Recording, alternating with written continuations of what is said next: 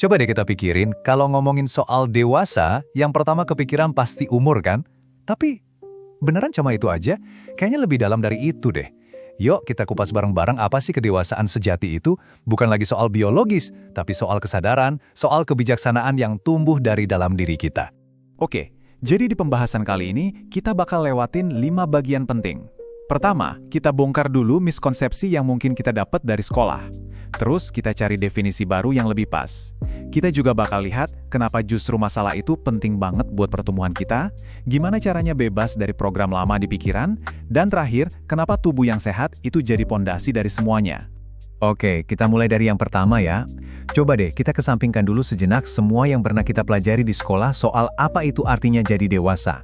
Coba jawab jujur deh, kalau kamu dengar kata dewasa, apa sih yang langsung muncul di kepala? Cuma sekedar angka di KTP aja atau ada sesuatu yang lebih dari itu? Ingat kan pelajaran biologi di sekolah? Tanda-tanda kedewasaan itu ya suara jadi berat, mimpi basah, atau menstruasi. Semuanya fisik. Tapi, masa sih cuma sebatas itu aja? Apa kita nggak pernah nanya, gimana dengan kesadaran? Gimana dengan kebijaksanaan? Dan yang paling penting, gimana dengan kesadaran diri?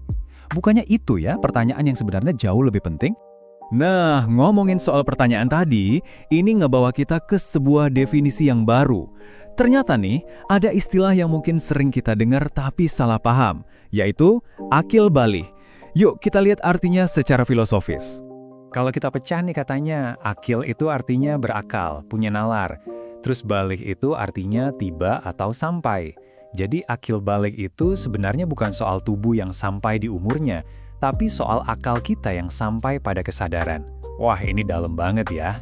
Ini soal pencerahan, bukan cuma biologi. Nah, ini dia kalimat yang ngena banget. Jadi tua itu pasti, semua orang bakal ngalamin. Tapi jadi dewasa, wah, itu pilihan. Pilihan sadar yang harus kita ambil setiap hari. Oke, kalau kedewasaan itu pilihan, terus gimana dong cara melatihnya? Nah, jawabannya mungkin agak aneh, lewat masalah.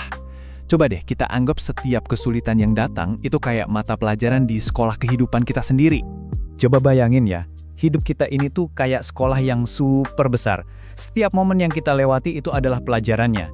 Dan setiap orang yang kita temui, bahkan yang paling nyebelin sekalipun, itu guru kita. Semua ngasih pelajaran, sadar atau enggak.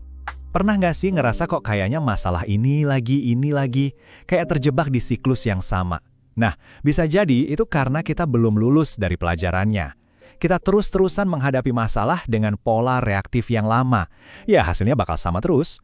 Siklus ini baru bisa kita patahin kalau kita sadar dan akhirnya memilih respons yang berbeda. Kutipan dari Rumi ini indah banget. Luka adalah tempat di mana cahaya masuk ke dalam dirimu. Ini artinya rasa sakit dan masalah itu bukan sesuatu yang harus kita hindari mati-matian.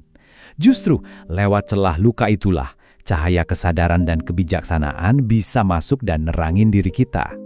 Oke, untuk bisa memilih respons yang baru dan sadar, kita harus bebas dulu. Bebas dari apa? Nah, ini dia, kita harus bebas dari program otomatis di pikiran kita. Program yang selama ini ngendaliin hidup kita tanpa kita sadari sama sekali. Lihat angka ini deh, 95%. Gila nggak sih? Serius, 95% dari semua keputusan dan tindakan kita setiap hari itu cuma didorong sama program bawah sadar yang udah diinstal dari kita kecil. Ini kan artinya kita hidup di mode autopilot. Pertanyaannya, program lama itu apa masih relevan buat kita yang sekarang? Nah, disinilah letak inti dari kedewasaan sejati. Pilihan untuk hidup secara reaktif atau responsif. Kalau reaktif, kita itu kayak robot. Dikendaliin emosi, dikuasai program lama, jalan gitu aja. Tapi kalau responsif, itu artinya kita ambil jeda sejenak, kita mikir, dan kita bikin pilihan yang sadar. Disinilah kita benar-benar pegang kendali atas hidup kita. Terus, gimana dong caranya biar bisa merdeka dari program lama itu? Pertama, coba deh berhenti jadi people pleaser atau orang baik yang selalu berusaha nyenengin semua orang, dan mulailah jadi orang yang sadar. Kedua, jujur sama perasaan sendiri, apapun itu. Ketiga, belajar misahin mana pikiran kita dan mana diri kita yang sejati. Pikiran negatif itu bukan kamu. Dan terakhir, latih terus kesadaran diri. Dari situlah kita bisa mulai membuat pilihan kita sendiri, bukan pilihan dari program lama. Oke, dari tadi kita ngomongin soal kesadaran, pikiran, jiwa. Kedengarannya mungkin agak abstrak ya. Tapi, semua konsep langit ini punya satu fondasi yang sangat nyata di bumi, yaitu tubuh kita. Mari kita lihat hubungannya. Coba kita pakai analogi sederhana ini deh. Jiwa kita itu ibarat pengemudi, dan tubuh kita itu kendaraannya. Nah pertanyaannya, sehebat apapun seorang pengemudi, bisa nggak dia pergi jauh kalau mobilnya rusak, bensinnya habis, atau bannya kempes? Nggak bisa kan? Nah perjalanan spiritual kita juga sama persis kayak gitu. Jadi, fondasi kendaraan kita ini dibangun di atas 3 pilar yang sebenarnya simple banget, tapi sering kita sepelekan. Apa aja itu? Tidur yang cukup dan berkualitas, makanan yang beneran ngasih nutrisi, bukan cuma bikin kenyang, dan olahraga yang teratur. Tanpa 3 pilar dasar ini, semua usaha kita buat bertumbuh secara jiwa bakal kerasa berat banget. Jadi, penting banget buat kita ingat kalau kedewasaan sejati itu bukan kayak garis finish yang bisa kita lewati terus udahan, bukan tujuan akhir. Ini adalah sebuah perjalanan yang dinamis, sebuah proses belajar, tumbuh, dan menemukan diri kita sendiri yang ya nggak akan pernah ada habisnya. Nah, sebagai penutup, saya mau ninggalin satu pertanyaan buat kamu renungkan. Kalau benar hidup ini adalah sekolah, coba deh pikirin. Pelajaran apa sih yang sebenarnya lagi kamu hadapi sekarang? Mungkin banget jawaban dari pertanyaan itu adalah kunci buat pertumbuhanmu selanjutnya di perjalanan menjadi dewasa yang sejati.